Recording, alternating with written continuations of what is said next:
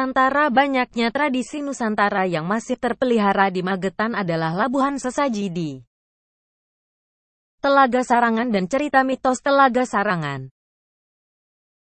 Acara yang mampu mendatangkan ribuan wisatawan ini bahkan sudah dikemas semenarik mungkin, dengan harapan supaya berdampak pada sosial dan ekonomi masyarakat. Namun tahukah, munculnya tradisi satu ini tak terlepas dari legenda sang penunggu Telaga Sarangan. Menurut masyarakat sekitar, tradisi ini sudah ada sejak ribuan tahun silam. Masyarakat Sarangan setempat menjalankan tradisi ini secara turun-temurun dari dulu hingga sekarang. Tradisi labuhan sesaji dilakukan setiap bulan Ruah, Jawa. Hari Jumat Pon dengan prosesi utama larung tumpeng sesaji ke Telaga Sarangan oleh Pemkab Magetan. Lalu acara ini dikemas dengan model yang lebih menarik, sehingga dapat menyedot banyak perhatian wisatawan yang berkunjung. Apalagi ketika acara tersebut dilakukan saat hari libur. Menurut mitos yang tengah beredar di masyarakat, upacara labuhan sesaji ini dilakukan agar penunggu Telaga Sarangan tidak marah. Sebab warga percaya apabila tidak diberi sesaji bencana alam akan datang. Khususnya di daerah Sarangan itu sendiri. Jamak diketahui, penunggu Telaga Sarangan adalah Kiai Pasir dan Nyi Pasir.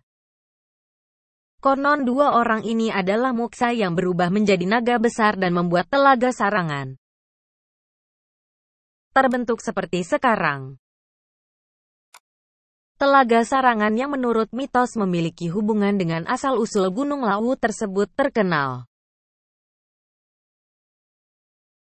sebagai objek wisata yang cukup indah dan sejuk. Selain itu adanya pulau di tengah Telaga Sarangan. Pengunjungnya sendiri tak hanya wisatawan domestik saja, tapi mancanegara pun juga terlihat warawiri di kawasan tersebut sehingga tak jarang banyak pengusaha yang mendirikan villa di Telaga Sarangan sebagai tempat menginap para wisatawan. Namun di balik keindahannya tersebut, Telaga Sarangan menyimpan misteri legenda yang sangat mencengangkan. Asal-muasal misteri legenda penunggu Telaga Sarangan, dahulu di sebuah desa di lereng Gunung Lawu, hiduplah sepasang suami istri. Keduanya bernama Kiai Jalilung, suami, dan Nyai Jalilung, istri. Mereka bekerja sebagai petani di desa tersebut. Setiap harinya Nyai Jalilung mengantarkan makanan untuk suami yang sedang di ladang. Suatu ketika saat selesai mencangkul di ladang, Kiai Jalilung menanti istrinya mengantarkan makanan tapi tak kunjung datang. Akhirnya ia memutuskan untuk mencari makan sendiri. Kemudian menemukan sebutir telur yang ada di dekat pancuran air oleh Kiai Jalilung. Telur itu pun dibakar dan dimakan. Baru makan separuh saja, ia sudah sangat merasa kenyang. Kemudian Nyai Jalilung datang dengan membawa makanan. Kiai Jalilung pun bercerita bahwa ia sudah memakan separuh telur tapi sangat kenyang. Karena penasaran, akhirnya istrinya pun juga ikut makan sisa telur tadi. Saat setelah keduanya makan telur, lalu tubuhnya pun menjadi panas. Kemudian mereka berdua menceburkan diri ke dalam pancuran air tersebut. Seketika mereka berubah menjadi ular naga yang cukup besar.